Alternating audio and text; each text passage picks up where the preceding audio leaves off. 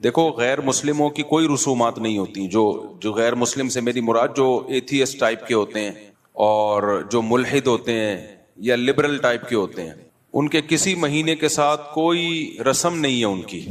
ان کا دعویٰ یہ ہے کہ ہم انسانیت پہ بلیو رکھتے ہیں, انسانیت, ہیومینٹی, کہ انسان کے لیے اچھا ہو.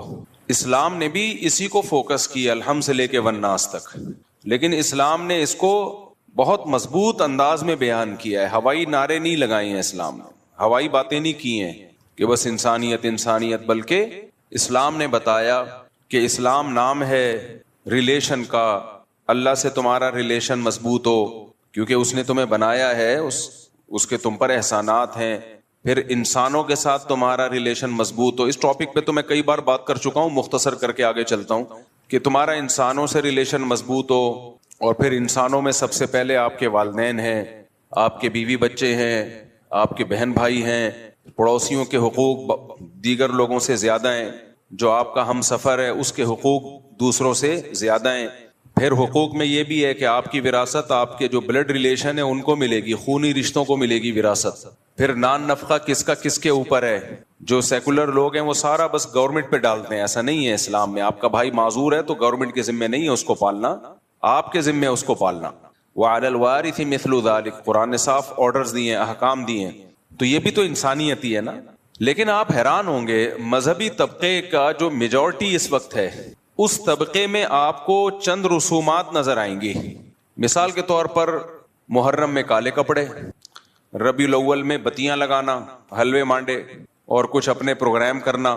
پھر 40واں آتا ہے محرم کے بعد, سفر میں جو 40واں آتا ہے اس پہ چھٹی, وہ چند اپنی رسومات ہیں, اس میں کچھ پروگرامز ہوتے ہیں. یعنی مختلف قسم کے پروگرامز کا نام اسلام بن چکا ہے, کچھ مذہبی رسومات کا نام. حالانکہ آپ الحمد سے لے کے والناس تک قرآن اٹھاؤ, خدا کی قسم لا الہ الا اللہ, انسانیت کے علاوہ کچھ ملتا ہی نہیں ہے آپ کو اس میں. وہ انسانیت آج مارکیٹ میں شارٹ ہو رہی ہے, وہ ختم ہو رہی ہے انسانیت. وجہ پتہ ہے کیا ہے؟ انسان بننے کے لیے نا, انسان بننے کے لیے اپنی خواہشات کو قربان کرنا پڑتا ہے, اور خواہشات مذہبی رسومات کو ادائیگی پہ مجبور کرتی ہیں آپ کو. وہ رسومات جو مذہب نے نہیں بتائیں, جو ہماری پیدا کردہ ہیں, وہ مزہ آتا ہے انسان کو. انسان کو انٹرٹینمنٹ چاہیے, تفریح چاہیے. اگر اسے آپ فلموں ڈراموں سے گانوں بجانوں سے روک دو گے تو مذہب ہی میں انٹرٹینمنٹ تلاش کرے گا. پھر وہ مذہب ہی میں تفریح تلاش کرتا ہے. اب مذہب میں تفریح تلاش کرنے کے لیے اس کو مذہب کا لیبل لگانا پڑتا ہے. بھائی آپ کوئی کنسرٹ کر رہے ہو, کوئی میوزیکل شو کر رہے ہو, ہے تو یہ بھی تفریح, لیکن آپ اس میں مذہب کا لیبل لگا سکتے ہو؟ بولو, نہیں لگا سکتے. آپ ویسے ہی حلیم پکا کے کھا رہے ہو, مذہب کا لیبل لگا سکتے ہو؟ نہیں لگا سکتے. تو مذہبی لوگ بیچارے کہاں جائیں گے؟ ان کی تو زندگی اندھیری ہو جائے گی. تو انہوں نے کیا کیا, مذہب کے لیبل لگا کے انٹرٹینمنٹ کا ایک سامان, جیسے قوالی ہے, انٹرٹینمنٹ ہے. کاکڑ دنا ہوتا ہے نا قوالی میں بیان میں کہتا ہوں نا, کاکڑ دنا ہونا چاہیے. اس پہ کیا مطلب کاکڑ دنا کا؟ قوالی جب چلتی ہے سلولی شروع میں مزہ نہیں آتا, بورنگ ہوتے ہوتے پھر وہ جوش میں آتا ہے, پھر کاکڑ دنا ہو جاتا ہے, ٹنگ ٹنگ ٹنگ کر کے شروع ہو جاتا ہے حساب کتاب, پھر مزہ آنا شروع ہوتا ہے, پھر لوگ جھومتے ہیں, ناچتے ہیں. ہے وہ بھی انٹرٹینمنٹ. لیکن اس انٹرٹینمنٹ میں کیا ہے؟ کوئی اہل بیت کی تعریف ہوگی, یا خدا کی حمد و ثنا ہوگی, یا پیغمبر کی صلی اللہ علیہ وسلم کی تعریف ہوگی. تو اب ہے انٹرٹینمنٹ, لیکن اس میں مذہب کا تڑکا لگانے کے لیے وہی میوزیکل پروگرام ہے, وہی میوزیکل شو ہے, وہی ہلنا جلنا ہے, تھرکنا ہے, جو انسان چاہتا ہے کہ تھوڑا سا کچھ مستی ہونی چاہیے. لیکن مذہب کا تڑکا لگانے کے لیے اس پہ اہل بیت کی تعریف ڈال دی, نبی کی تعریف ڈال دی, یا اللہ کی حمد و ثنا ڈال دی, تاکہ اس کو مذہب کا لیبل بھی لگ جائے اور مزہ بالی ووڈ والا آ جائے. مزہ کون سا ہے؟ وہی جو گانے بجانے اور تھرکنے میں آتا ہے. آج مذہب اسی چیز کا نام رہ گیا ہے. آپ تبلیغی جماعت کے بزرگوں کو جا کے دیکھو, کوئی زندگی میں نا اس طرح کی انٹرٹینمنٹ نہیں ہے. آپ کو ایسا لگے گا دنیا میں سب سے زیادہ خوش کے لوگ ہیں, یہ خوش کے لوگ ہیں, لیکن راتیں زندہ ہیں تہجد سے, اشراق, اوابین, دعائیں, تلاوت, نماز, روزے. صحابہ کی سیرت دیکھ لو آپ, صحابہ کی آپ سیرت دیکھ لیں تو اس سیرت میں یہ ہمیں انٹرٹینمنٹ نظر نہیں آئے کہ جناب پروفیسر غامدی صاحب نے صحابہ کے دور میں کسی گلوکارہ کو ثابت کرنے کی کوشش کی ہے کہ مغنیاں تھیں, وہ ناچ گانے کرتی تھیں. حالانکہ وہ مغنیاں ترنم سے اشعار پڑھا کرتی تھی, تو اس کو انہوں نے گانے سے تعبیر کر دیا اور صحابہ کے دور کی سنگر بنا کے غامدی صاحب نے پیش کر دیا اس کو. تو وہ آمدی صاحب ہیں بھائی, وہ بڑے لوگ ہیں, کچھ بھی کر سکتے ہیں, کیا خیال ہے, کوئی پوچھنے والا ہے نہیں. تو اب کیا ہے کہ جو اسلام کی روح ہے نا وہ بالکل ملیا میٹ ہوتی چلی جا رہی ہے, روح ختم ہوتی چلی جا رہی ہے. آپ محرم میں دیکھ لو کیا ہو رہا ہوتا ہے, لوگ مرثیے لگا کے گھوم رہے ہوتے ہیں. پھر ربیع الاول میں ایسی نعتیں آ رہی ہیں جو میوزک کے ساتھ, اور بالکل ان کا اتار چڑھاؤ ایسا ہے کہ کھڑے کھڑے آدمی کو تھرکنے کا دل کرنا شروع کر دیتا ہے. وہی اپنی ٹھڑک جو بالی ووڈ کی تھی وہ نعت لگا کے, بریلویوں میں بھی بہت سے علماء اس کے خلاف ہیں, میں کسی مسلک کو برا نہیں کہہ رہا, بہت سے بریلوی علماء خود کہتے ہیں کہ یہ غلط ہے یہ نعتوں کا یہ اسٹائل, لیکن اس کے پیچھے جذبہ کیا ہے؟ انٹرٹینمنٹ. تبھی میں چیخ کے تھک گیا بھائی, انٹرٹینمنٹ اور بہت سارے طریقوں سے ہو سکتی ہے جو جائز ہیں, لیکن اس پہ مذہب کا لیبل مت لگاؤ. مذہب نے انٹرٹینمنٹ سے تھوڑی منع کیا ہے, جائز انٹرٹینمنٹ رکھو نا بھائی, دوڑو بھاگو سوئمنگ کرو گھڑ سواری کرو, شادی بھی تو ایک انٹرٹینمنٹ ہے, شادی کر لو طریقے سے. اب لوگ کہتے ہیں اس میں بھی جب کریں گے تو ولیمے میں ڈانس ناچنا اور بھنگڑے اور یہ سب, بھائی اس کی کیا ضرورت ہے آپ کو؟ دلہن مل جائے اس سے بڑی کیا انٹرٹینمنٹ ہے, بس کافی ہے نا, یہ کافی ہے. اب آپ لوگ ایک کرتے ہو اس میں لاکھوں روپے اڑا دیتے ہو, لاکھوں روپے ولیمے میں جو ڈول ڈھمک اور بارات میں جو ڈول ڈھمک اور پھر یہ جو ٹوپی ڈرامے چل رہے ہیں آج کل, لاکھوں روپے اڑا دیے. ایک دن کی انٹرٹینمنٹ ہے, اور لاکھوں خرچ ہو گئے, لوگ کھا پی کے چلے گئے, ڈکار مار کے, کوئی پوچھتا بھی نہیں, بھول جاتا ہے کہ کس نے کیا کھلایا تھا ہمیں. اس سے بہتر نہیں ہے سادگی سے چار کر لو یار, کم خرچہ. وہ انٹرٹینمنٹ زیادہ ہے, وہ نیچرل ہے, وہ نیچرل ساری زندگی کی انٹرٹینمنٹ ہے. وہ بیوی کی محبت, پھر اس سے اولاد کی محبت, پھر بچوں کی خوشیاں, ساری زندگی کی ہے. وہ شیطان کن غلط راستوں پہ انسان کو ڈالتا ہے.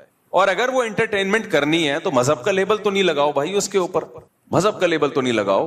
مذہب نام ہے انسانیت کا. کیسے پیارے حکام ہے قرآن مجید کے یار, الحمد سے لے کے والناس تک دیکھو تو صحیح, کتنا زبردست قرآن ہے, کتنی زبردست کتاب ہے. کیا کیا چیزوں سے ہمیں روکتا ہے قرآن, کیا کیا چیزوں کو ہمیں کرنے کا حکم دیتا ہے. اس میں کہیں بھی جلوس نہیں ہے, کہیں بھی یہ نہیں ہے کہ آپ نبی کے نام پہ آپ یہ دن مناؤ. ہمیں 2 دن منانے ان کا بھی بتا دیا. کون سے 2 دن منانے ہم نے بھائی؟ عید الفطر ہے, عید الاضحیٰ ہے. لوگ کہتے ہیں 14 اگست کیوں مناتے ہو؟ مذہب کا لیبل لگائے بغیر مناتے ہیں بھائی اس کو, سمجھ رہے ہیں نا, اس پہ مذہب کا لیبل نہیں لگاتے. جبکہ ربیع الاول کی عید اس پہ مذہب کا لیبل لگا ہوا ہے. مجھے ایک بات بتاؤ, کسی کی پرمیشن کے بغیر اس کا لیبل کہیں اور لگا سکتے ہو آپ؟ کمپنیاں کیس کر دیتی ہیں آپ کے اوپر. آپ پانی کی بوتل بیچ رہے ہو اور بہت اعلیٰ پانی ہے, نیسلے سے بھی اچھا پانی ہے, لیکن آپ نے اس پہ نیسلے کا اسٹیکر لگا دیا. نیسلے والے بولیں گے بھائی ہمارا اسٹیکر ہٹاؤ. آپ کہیں گے ہمارا پانی کی کوالٹی آپ کے پانی سے بھی بہترین ہے. نیسلے والے بولیں گے بھائی آپ زمزم بھی بیچ رہے ہو, ہمارا اسٹیکر لگانے کی اجازت نہیں ہے. تو آپ کچھ بھی کریں, مذہب کا لیبل نہ لگائیں اس کے اوپر, مذہب کا لیبل نہ لگائیں. مذہب الحمد سے لے کے والناس تک اللہ نے قرآن میں بیان کیا اور بتا دیا کیا کام کرنا ہے کیا کام نہیں کرنا ہے. جو کرنے کے کام ہے وہ بھی بتا دیے, جو نہیں کرنے کے کام ہے وہ بہت آسان ہے. اور جائز انٹرٹینمنٹ بھی بتا دی ہے, جو حلال تفریح ہے وہ بھی بتا دی اللہ تعالیٰ نے. تو اس پہ اکتفا کیوں نہیں کرتے بھائی؟ ما لکم لا ترجون للہ وقارا وقد خلقکم اطوارا. پیغمبر اپنی قوم کو کہا کرتے تھے تم اللہ کی تعظیم کیوں نہیں پہچانتے؟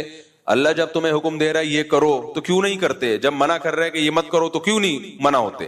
آپ بتاؤ, جتنے پیغمبر دنیا میں آئے ہیں سب پیغمبروں نے اپنی قوموں کو کیا دعوت دی ہے؟ ان کے عقیدے خراب تھے تو ان کو بولا یہ عقیدہ درست کر لو. ان کے اعمال خراب تھے, کچھ ناپ تول میں کمی کیا کرتے تھے, ان کو بولا ناپ تول میں کمی مت کیا کرو. کچھ کیا کر جھوٹ بولتے تھے ان کو جھوٹ سے روکا. کچھ امانتوں میں خیانت کرتے تھے ان کو امانتوں میں خیانت سے روکا. کچھ لڑکوں سے بدفعلی کرتے تھے ان کو بدفعلی سے روکا, زنا سے روکا, ماں باپ کی نافرمانی سے روکا, رشتہ داری توڑنے سے روکا. تمام آسمانی کتابوں کی بیسک تعلیمات یہی ہیں, اور یہ آج ہماری سوسائٹی میں نظر نہیں آئیں گی. آپ پروگرام کر رہے ہیں, اس سے پڑوسیوں کو تکلیف ہو رہی ہے اس پروگرام سے.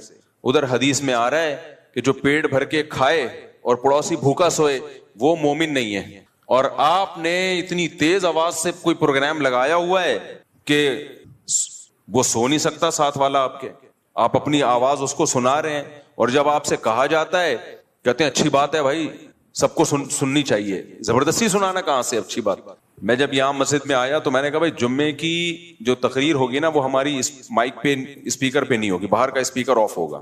بعض لوگوں نے اعتراض کیا کہ اس بہانے بہت سے لوگ آپ کا بیان سن لیتے ہیں, میں نے کہا بھائی جو نہیں سننا چاہتا وہ بھی تو سن لیتا ہے نا, ہم کیوں زبردستی.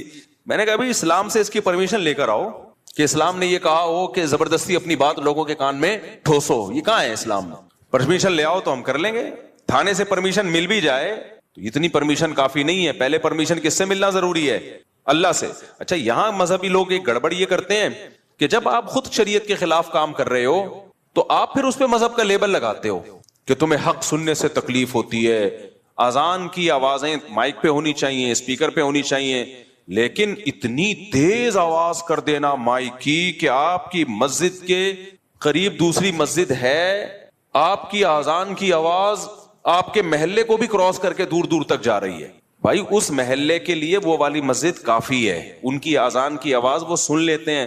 آپ کی اذان کی آواز ایک لمٹ ہونی چاہیے, جو آپ کے مسجد کے ارد گرد کے لوگ ہیں وہاں تک آواز پہنچ جائے, بس اتنا کافی ہے. کسی مسجد میں عمل ہوتا ہے اس پر؟ اتنے زور زور کے بھونپو لگاتے ہیں نا, کان پھٹنا شروع ہو جاتے ہیں. لیکن جب آپ مؤذن کو یا مسجد کی انتظامیہ سے کہو بھائی یہ اسپیکر کو تھوڑا سلو کر لو, آواز پہنچ جاتی ہے. پہلے زمانے میں مؤذن ایسے چیخا کرتا تھا زور سے, اس کی آواز سے کان کے پردے نہیں پھٹتے تھے. اب تو ٹیکنالوجی نے ترقی کی ہے, آپ والیوم جتنا چاہے بڑھا دو, اتنا بڑھا دو کہ ایسا لگے کہ کسی نے دھماکہ کیا, ایٹمی بم, کوئی بم پھٹا ہے, بڑھا سکتے ہو آپ. تو مؤذن کیا کرتے ہیں فل. کئی بار ہماری مسجد میں ایسا ہوا, پھر میں نے مؤذن کو سمجھایا, میں نے کہا والیوم آہستہ کرو بھائی, بچے ڈر کے اڑ جاتے تھے, اتنی ایک دم زور سے آواز. تو کیوں بھائی اتنی پاورفل آواز کیوں رکھی ہے؟ اب مذہبی لوگ اس میں گڑبڑ کیا کرتے ہیں, جب ان کو کہا جائے, محلے پڑوس والے آ کے بولیں تھوڑا سا والیوم کیا کریں, سلو کریں, کیونکہ دوسرا محلہ جہاں سے شروع ہو رہا ہے تو ان کو ان کی مسجد کی آواز پہنچ جاتی ہے. آپ اپنے محلے تک رکھیں. تو پتہ ہے کیا جواب ہوگا؟ لو اذان کی آواز سے تمہیں تکلیف ہو رہی ہے, اللہ کا نام سننے میں تمہیں تکلیف ہو رہی ہے, تم تو اسلام سے ہی خارج ہو, میں تو اور بڑھاؤں گا تاکہ تم جیسے شیطانوں کو تکلیف ہو. اور پھر حدیثیں بھی سناتے ہیں کہ شیطان جو ہے اذان کی آواز سن کے بھاگتا ہے نفرت سے, تو شیطان ہے, اذان کی آواز سن کے بھاگ رہا ہے. اب یہ آپ قرآن و سنت کا ناجائز فائدہ اٹھا رہے ہو, یہ آپ کیا کر رہے ہو؟ قرآن و سنت کا غلط فائدہ. اسی طرح مؤذن بہت لمبی لمبی اذانیں بھی دیتے ہیں, یہ بھی غلط ہے. اتنی لمبی اذان, اللہ دیکھو کھینچنے کی تو کوئی انتہائی نہیں ہے. لفظ اللہ پہ مد نہیں ہے, لفظ اللہ پہ مد. ہم نے مفتی رشید احمد صاحب رحمہ اللہ تعالیٰ کے یہاں میں نے 7-8 سال اذان دی ہے, حضرت نے کہیں لفظ اللہ کو ایک الف سے زیادہ کھینچ لیا نا, جیسے اللہ اکبر اللہ اکبر, یہ تھا ہماری اذان کا طریقہ. پھر دوبارہ اللہ اکبر, بس. سمجھ میں آ رہی ہے بات؟ اگر کسی دن میں نے یوں کھینچنی ہے نا اللہ اکبر, حضرت نیچے اترتے تھے, اللہ کیوں, کیا دلیل ہے اس کی؟ ہم کہتے تھے ساری دنیا میں ہو رہی ہے, ایسے ہی ہو رہی ہے. فرماتے تھے کہ کیا دلیل کیا ہے, دلیل سے بات کریں, مد تو نہیں ہے اس کے اوپر. ہم کہتے تھے بعض قاری کہتے ہیں یہ مد تعظیم ہے, کا پھر اس کا اینڈنگ پوائنٹ کیا ہے اس تعظیم کا؟ کھینچتا ہی رہے سارا دن, سانس کے تجربے کرتے رہے یہاں بیٹھ کے. تو حضرت اس مد تعظیم کے قائل نہیں تھے. فرماتے مد وہی ہے جو قرآن سے ثابت ہے نا, جو حروف مدہ کے بعد اگر حمزہ آ رہا ہے یا وقف آ رہا ہے تو وہاں مد کرنا جائز ہے, یہ تجوید کا قانون ہے. تو ذرا سی کھینچتے تھے نا, حضرت آ کے پوچھتے تھے کہ یہ کہاں سے نکالا, تمیز سے اذان دو بھائی, اللہ اکبر اللہ اکبر. اذان میں اقامت میں فرق ہے, اذان ٹھہر ٹھہر کے ہوگی, اقامت جلدی جلدی ہوگی, بس یہ فرق ہے. تجوید کے لحاظ سے کوئی فرق نہیں ہے. پھر اشہد اللہ, لا پہ مد ہے کیونکہ آگے حمزہ آ رہا ہے, لا کو کھینچ سکتے ہیں آپ. اشہد میں ہا کو نہیں کھینچ سکتے. اشہد اللہ الہ الا اللہ, بس. الا اللہ پہ بھی مد ہے, تو مد کو 3 سے لے کے 5 الف تک کھینچ سکتے ہیں آپ. اور لا الہ میں بھی لا کو بھی. لیکن مؤذن کیا کرتا ہے, اشہد, ایک تو ہا کو کھینچے گا وہ. پھر ال کو کس قانون کے تحت آپ نے اتنا لمبا کھینچا ہے, یہ کیا ہے؟ لا الہ میں لا کو ایسا کھینچے گا کہ اپنی وہ پھیپھڑوں کی طاقت بیان کر رہا ہوتا ہے کہ میرے جو لنگس ہیں وہ ابھی جوان ہیں, وہ بوڑھے نہیں ہوئے.